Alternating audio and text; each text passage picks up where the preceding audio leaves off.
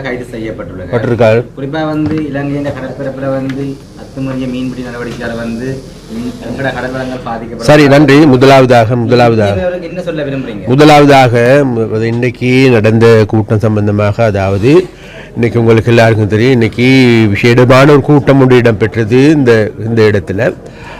அதாவது உலக வங்கி பிரதிநிதிகள் அனைவரும் இதில் கலந்து கொண்டிருந்தார்கள். அதே போன்று மாவட்ட அரசாங்க அதிபர்கள் கலந்து கொண்டார்கள். அதே போன்று நிறுவனங்களுடைய பிரதான அதிகாரிகள் கலந்து கொண்டார்கள். எங்களுடைய பாராளுமன்ற உறுப்பினர்கள், எங்களுடைய அமைச்சர்கள் அனைவர்களுமே கலந்து கொண்டு விசேடமாக உலக வங்கியால் நிதி ஒதுக்கீடு செய்து விசேடமாக $200 மில்லியன் இந்த வருடம் எங்களுக்கு கிடைப்பதற்கு ஆன வாய்ப்பு இருக்கின்றது. அந்த பணத்தில் எவ்வகையான திட்டங்களை முன்னெடுப்பது என்பது தொடர்பாகவே இன்று கூடுதலாக விரிவாக ஆராயப்பட்டது.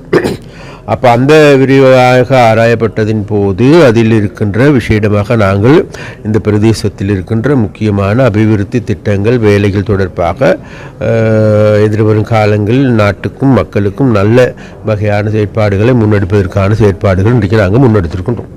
அப்போ அந்த வகையில் இந்த வேர்ல்ட் பேங்கோடு இன்றைக்கு நடைபெற்ற இந்த கூட்டம் என்பது மிகவும் முக்கியமானது ஒன்று.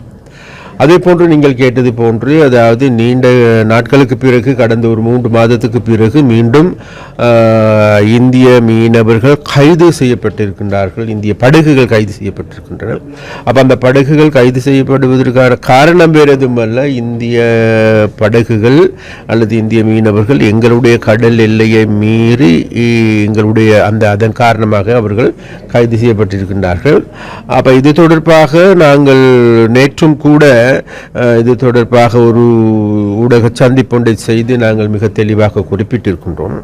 இன்றைக்கும் கூட நான் இதற்கு முன்பும் கூட பல தடவைகள் கூறுவது போலும், இன்றைக்கும் கூட நாங்கள் இந்திய மீனவர்களிடம் வினயமாக வேண்டிக் கொள்வது, தயவு செய்து எங்களுடைய கடல் பரப்புக்கு வர வேண்டாம்.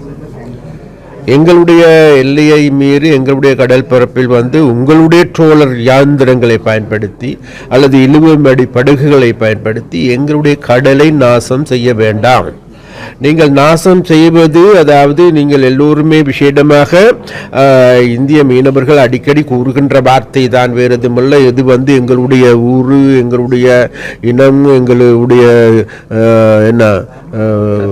தொப்புள் குடி உறவு போன்ற வார்த்தைகளை தான் அடிக்கடி பயன்படுத்தி வருகின்றார்கள். நாங்கள் அடிக்கடி கூறுகின்ற ஒரு வார்த்தை தான், வேறு எதுமில்லை.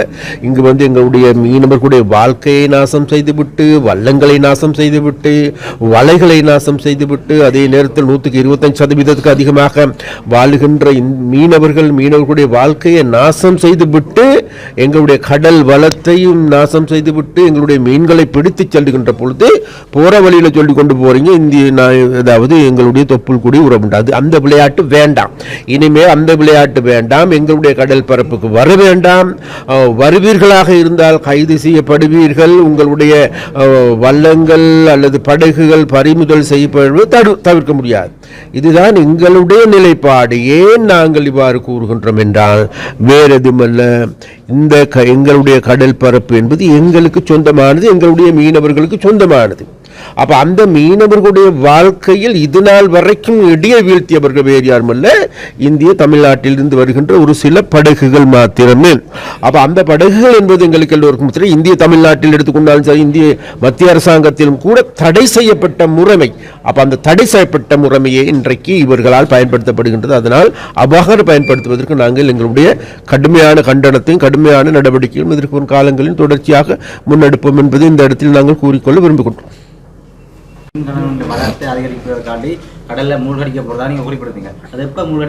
நிச்சயமாக இன்னும் ஒரு சில நாட்களில் பார்த்து கொள்ளலாம் அதை. அதாவது ஏனென்றால் எங்களுக்கு எல்லோருக்குமே தெரியும், முறை 280 மில்லியன் ரூபாய் ஒதுக்கீடு செய்யப்பட்டிருக்கின்றது எங்களுடைய மயிலட்டி துறைமுகத்தை புதுப்பிப்பதற்கான நடவடிக்கை.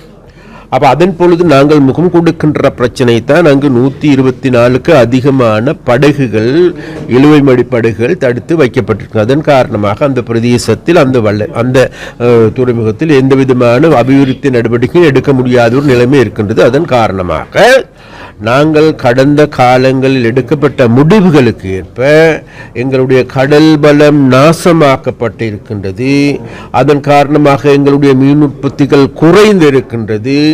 இந்த நாசமாக்குவதற்கான காரணம் வேறதுமல்ல, இந்திய இழுவை மடி படகுகளுடைய செயற்பாடு. அப்ப அந்த செயற்பாட்டை தடுத்து நிறுத்தி மீண்டும் எங்களுடைய மீன் பலத்தை பெருக்க வேண்டுமாக இருந்தால் நீங்கள் இவ்வாறான நடவடிக்கை எடுத்துத்தான் ஆக வேண்டும். அவ்வாறான நடவடிக்கையை நோக்கியே நாங்கள் இன்றைக்கு இந்த எங்களுடைய மயிலட்டி துறைமுகத்தில் இருக்கின்ற படகுகளை பயன்படுத்துவதற்கு இருக்கின்றோம். அதனால் இந்த நடவடிக்கை இன்னும் ஒரு சில நாட்களில் அல்லது ஒரு சில வாரங்களில் எதற்கான சகல நடவடிக்கைகள் ஏற்பாடு செய்யப்பட்டிருக்கின்றது.